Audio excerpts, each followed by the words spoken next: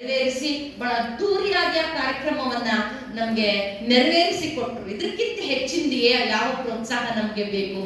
ಹೀಗಾಗಿ ಅಮೃತ ಮಹೋತ್ಸವದ ನೆನಪಿನಲ್ಲಿ ಬಂದಿರತಕ್ಕಂತ ಈ ಕೃತಿ ನಿಜಕ್ಕೂ ಕೂಡ ಬೆಳಗಾವಿ ಮತ್ತು ಈ ನಾಡಿನ ಸಂದರ್ಭದಲ್ಲಿ ಯಾರಾನು ಶರಣ ಬಳಿ ಹಿಡಿದು ಬಂದಿರತಕ್ಕಂತ ಶರಣೆಯರ ಜೀವನ ಸಂದೇಶಗಳನ್ನು ಓದಬೇಕು ಅನ್ನೋದಕ್ಕೆ ತುಂಬಾ ಮಾದರಿಯಾಗಿರ್ತಕ್ಕಂಥ ಕೃತಿಯಾಗಿ ಇದು ಹೊರಗೆ ಬಂದಿರತಕ್ಕಂಥ, ಇದನ್ನ ಕೃತಿ ರೂಪದಲ್ಲಿ ಹೊರಗೆ ತಂದಿರ್ತಕ್ಕಂಥದ್ದು ಇದೆಯಲ್ಲ, ಇದಕ್ಕೆ ನಾನು ಶ್ರೀಮಠಕ್ಕೆ ಸದಾ ಕಾಲವೂ ಕೂಡ ಕೃತಜ್ಞತೆಯನ್ನು ಸಲ್ಲಿಸ್ತಾ ಇದ್ದೀನಿ.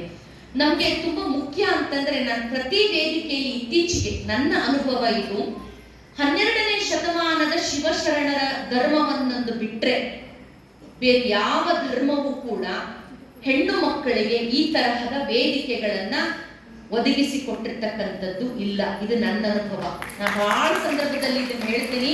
ನನ್ನೊಳಗೆ ಬಹಳಷ್ಟು ಅಭಿವ್ಯಕ್ತಿ ಇದೆ, ಆದ್ರೆ ಅಭಿವ್ಯಕ್ತಿಗಳಿಗೆ ವೇದಿಕೆಗಳಿಲ್ಲದೆ ಇದ್ದರೆ, ನನ್ನ ಗುರುಗಳು ಕುತ್ಕೊಳ್ಳೋ ಮುಂದೆ ಹೆಣ್ಮಕ್ಳು 3 ಮಂದಿ ಕಡ್ಕೊಂಡ್ರ ಅಂತ ಗುರುಗಳು ಆ ಕಡೆ ಕುಂದಿರ್ತಾರ ನಾ ಮಾಡಿದ್ದೆ. ನೀವು ಆ ಕಡೆ ಕುಂದ್ರಿ ಅಂದ್ರೆ ವೇದಿಕೆ ಬ್ಯಾಲೆನ್ಸ್ ಆಕೈತಿ ಅಂತಂದ್ರು ಜಗಜಂಪಿ ಗುರುಗಳು. ಅಂದ್ರೆ ಯಾವ ನೆಲದಲ್ಲಿ ನಾವು ಶರಣ ಕ್ರಾಂತಿಯ ನಂತರದಲ್ಲಿ ಅನೇಕ ಶರಣರು ಬೆಳಗಾವಿ ಈ ಭಾಗದಲ್ಲಿಂದ ನಡ್ಕೊಂಡು ಉಳುವಿಗೆ ಹೋಗಿರ್ತಕ್ಕಂಥದ್ದು, ತುಂಬಾ ಪವಿತ್ರವಾಗಿರ್ತಕ್ಕಂಥ ನೆಲ ಇದು. ಕಿತ್ತೂರು ಕರ್ನಾಟಕದ ಭಾಗ ನಮ್ಮ ಬೆಳಗಾವಿ.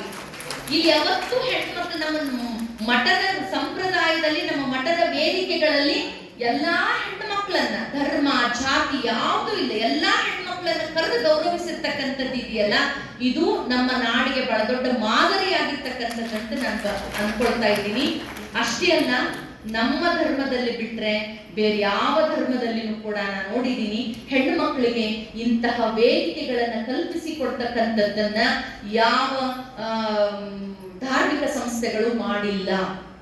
ಎಲ್ಲಾ ಧಾರ್ಮಿಕ ಸಂಸ್ಥೆಗಳಲ್ಲಿನೂ ಕೂಡ ನಾನು ಕಾರ್ಯಕ್ರಮಕ್ಕೆ ಹೋಗಿದ್ದೀನಿ, ಆದ್ರೆ ಅದೇ ಧರ್ಮವನ್ನ ಪ್ರತಿನಿಧಿಸುವ, ಅದೇ ಧರ್ಮದ ಸೃಜನಶೀಲ ಬರಹಗಾರರಿಗೆ ಎಂದಿಗೂ ಕೂಡ ಇಂಥ ಬಹಳ ದೊಡ್ಡ ವೇದಿಕೆಗಳನ್ನು ಒದಗಿಸಿ ಗೌರವ ಕೊಟ್ಟಿರೋದನ್ನ ನಾವು ನೋಡಿಲ್ಲ.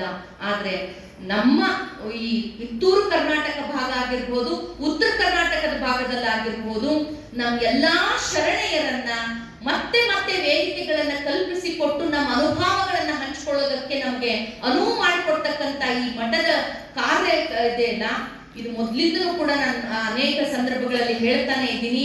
ನಮ್ಮ ಮಠಗಳು ಮಾಡಿರ್ತಕ್ಕಂಥ ಅನ್ನ ಅಕ್ಷರ ದಾಸೋಹದ ಕಾರ್ಯಗಳನ್ನ ಜಗತ್ತಿನ ಯಾವ ಸಂಸ್ಥೆಗಳು ಕೂಡ, ಸರ್ಕಾರಿ ಸಂಸ್ಥೆಗಳಿರ್ಬೋದು, ಬೇರೆ ಯಾವುದೇ ಸಂಸ್ಥೆಗಳಿರ್ಬೋದು, ಮಠಮಾನ್ಯಗಳು ಮಾಡಿರ್ತಕ್ಕಂಥ ಕಾರ್ಯಗಳನ್ನು ಯಾರೂ ಕೂಡ ಮಾಡಿಲ್ಲ ಅನ್ನೋದನ್ನ ನಾನಿವತ್ತು ನನ್ನ ಅನುಭವದ ಮೂಲಕವಾಗಿ ತಮ್ಮ ಮುಂದೆ ಪ್ರಸ್ತುತಪಡಿಸ್ತಾ, ಕೇವಲ ಹೆಣ್ಣನ್ನ ಹುಟ್ಟು ಮುಟ್ಟು ಯತಿ ಪತಿ ಅಡಿಗೆ ಮನೆ ಕರಿಗೆ ಮನೆ ಇಷ್ಟಕ್ಕೆ ಮಾತ್ರ ಸೀಮಿತವಾಗಿರ್ತಕ್ಕಂಥ ಹೆಣ್ಣಿನ ಬೌದ್ಧಿಕತೆಯನ್ನ, ನಮ್ಗೆ ಜಾತಿ ಅಸ್ಪೃಶ್ಯತೆ ಗೊತ್ತು, ಬೌದ್ಧಿಕ ಅಸ್ಪೃಶ್ಯತೆಯನ್ನು ಕೂಡ ಅನುಭವಿಸಿದ ಹೆಣ್ಣು ಮಕ್ಕಳು ನಾವೆಲ್ಲ.